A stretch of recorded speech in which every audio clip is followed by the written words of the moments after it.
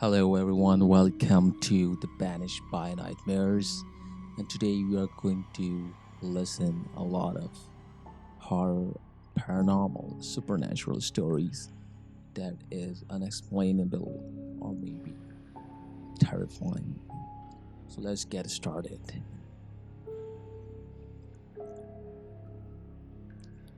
So the first story is when I saw this thread, I thought about my experience in Turkmenistan for work. I was in capital of Ashgabat, waiting for my apartment lease to be approved by local council. So I had to stay at their hotel. For context, Turkmenistan is also one of the toughest country to get into, and this was post pandemic. So even their biggest hotel that used to house dignitaries was also empty and dusty.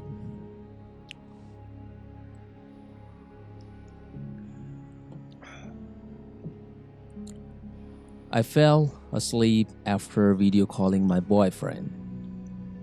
I was awoken with my duet lifting from one edge, bringing half of it diagonally, midair, and almost wavy, all while hearing chants by a male voice in my left ear in the language that I don't understand and I didn't understand at the time. It was so fast and rough, I tried reciting all the prayers, Quranic verses that I could. I was born Muslim, but I don't practice anymore, and it stopped for a short second, only to begin again with almost a mocking laughter in between the chants.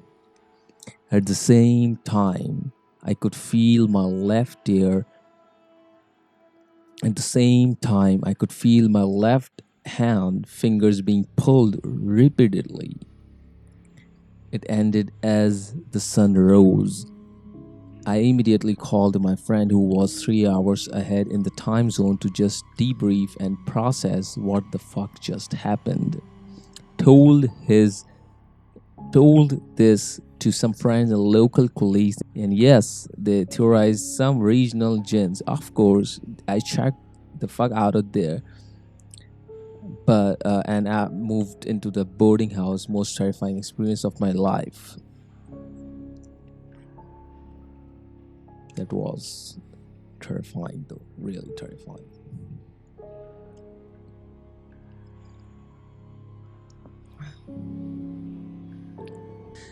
Let's go. Let's move on to the other story. My dad would have laughed at you if you told him you saw a ghost until he did. He used to work late hours as a mechanic in a building that used to be a machine shop in the 20s or 30s. It was two plus high stories, okay? And the owner had built an apartment into it and lived there. The apartment was built on top of the parts of the room and phone salesman's room.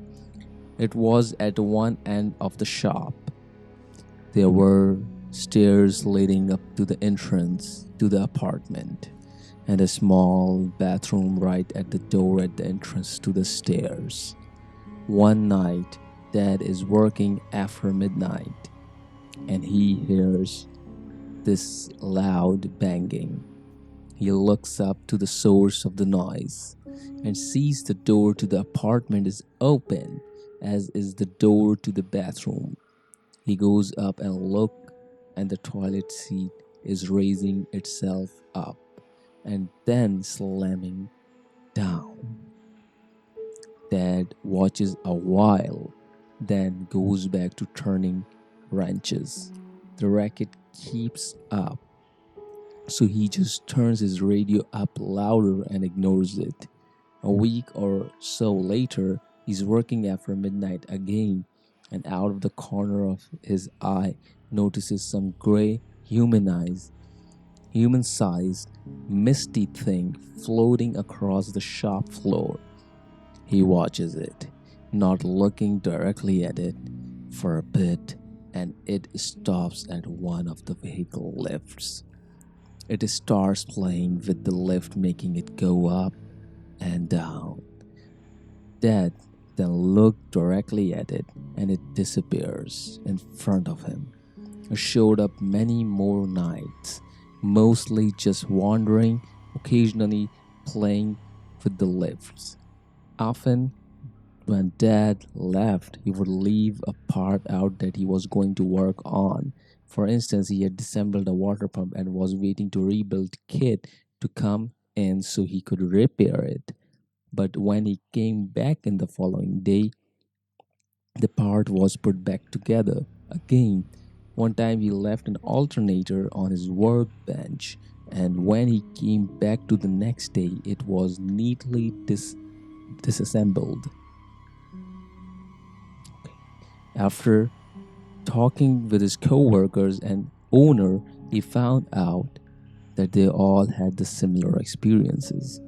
Also, there was a dim back warehouse in the place where the owner stored some old cars for parts. I started going back there one day just to explore and immediately had a cold. Don't go in there feeling.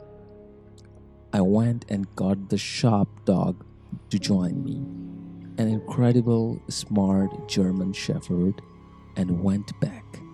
The dog refused to go in. It whimpered a bit, it growled a bit, and it slunk away. I asked the owner about it. He just smiled and said, "Yeah, don't go back there."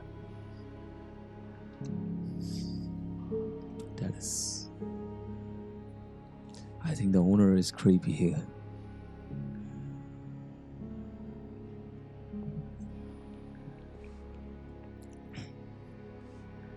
Let's move on to the story number 3. I was young, around 6ish, and sleeping in my bedroom. I woke up extremely early, like my brain making a Metal Gear sound. In the center of my room was a man.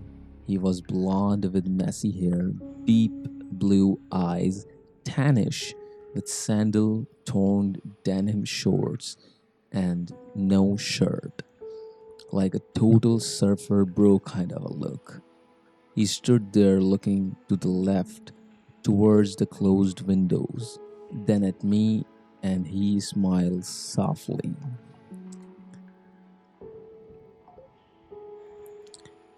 He slowly places his finger to his lips and shakes his head slowly, telling me to be quiet. I felt intense fear and closes my eyes tightly for a few seconds, and when I opened them, he was gone. Neither footsteps creaking or window or my door opened. He was there, then suddenly, poof. So let's move on to the next one. When I was a teenager and some friends were using Ouija board and nothing was happening as usual, we took a break, moved on to other things like telling dirty jokes and listening to music. An hour later or so, 3 of us sitting in my next friend's bedroom talking, and the board is still on the table in the middle of the room. When all of a sudden, the planchette flies off the board and lands on the floor, just like somebody or someone had quickly swatted at it and swatted at it with their hand. We didn't use it anymore from that day. Let's move on to the next one. My fiance at the time and I went to visit my dad. He had just bought a property built in 1800s as a place to eventually modernize and sell. It was still in a great shape. and he invited us to stay there for the weekend instead of bothering with the hotel. We arrived and tired from our drive. Pretty quickly found the master bed and bathroom to get ready for bed. While using the restroom, I noticed some cold drafts and heard some rhythmic pacing like sounds coming from the wooden floors. I brushed the cold off without a thought at the time and assumed my fiance was just looking around the room, even though the walking sound was more like a boot than a foot, with socks hitting on the floor. At any rate, we both went to bed and fell asleep pretty quickly. At some point, my fiance is nudging me in the side, "Sweetheart, sweetheart." She's whispering, but has an urgency in her voice. I opened up, no, I opened my eyes and my heart and blood went cold for a second. There was